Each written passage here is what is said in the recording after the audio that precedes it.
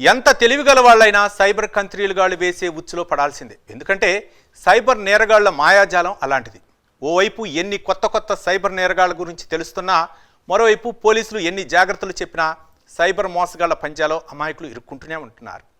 ఓసారి cyber criminals ఖాతాలోకి డబ్బులు వెళ్ళాయంటే ఉండిలో పడినట్టే. ఇక తాజాగా ఓ సైబర్ మోసగాడు మహిళను క్షణాల్లో మాయ చేశాడు. అది ఎలాగో లెట్స్ వాచ్ ది స్టోరీ.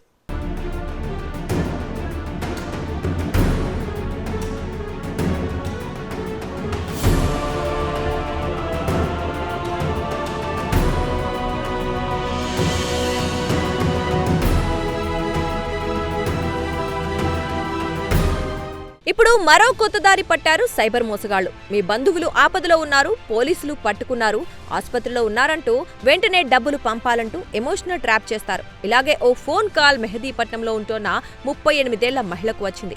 ఖతార్లో ఉంటున్న మీ సోదరుణ్ణి పోలీసులు అరెస్ట్ చేశారని, వెంటనే డబ్బు పంపాలని ఓ మహిళను భయపెట్టారు సైబర్ నేరగాడు.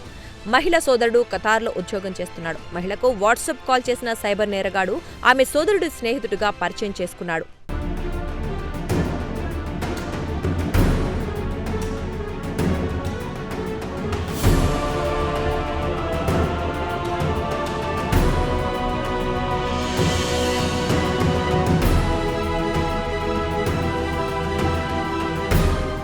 మీ సోదరుడికి వీసా సమస్య వచ్చిందని, పోలీసులు అరెస్ట్ చేశారని, కాపాడాలంటే వెంటనే 2 లక్షలు పంపాలని సైబర్ నేరగాడు మహిళను తొందరపెట్టాడు.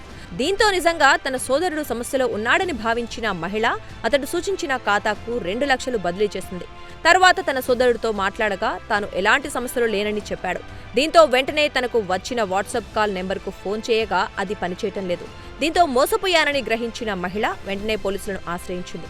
సైబర్ పోలీసులు కేసు నమోదు చేసి దర్యాప్తు చేస్తున్నారు. అయితే క్రాస్ చెక్ చేసుకోకుండా ఇలాంటి ఫోన్ కాల్స్ కు రియాక్ట్ కాకుండా ఉండాలని పోలీసులు సూచిస్తున్నారు.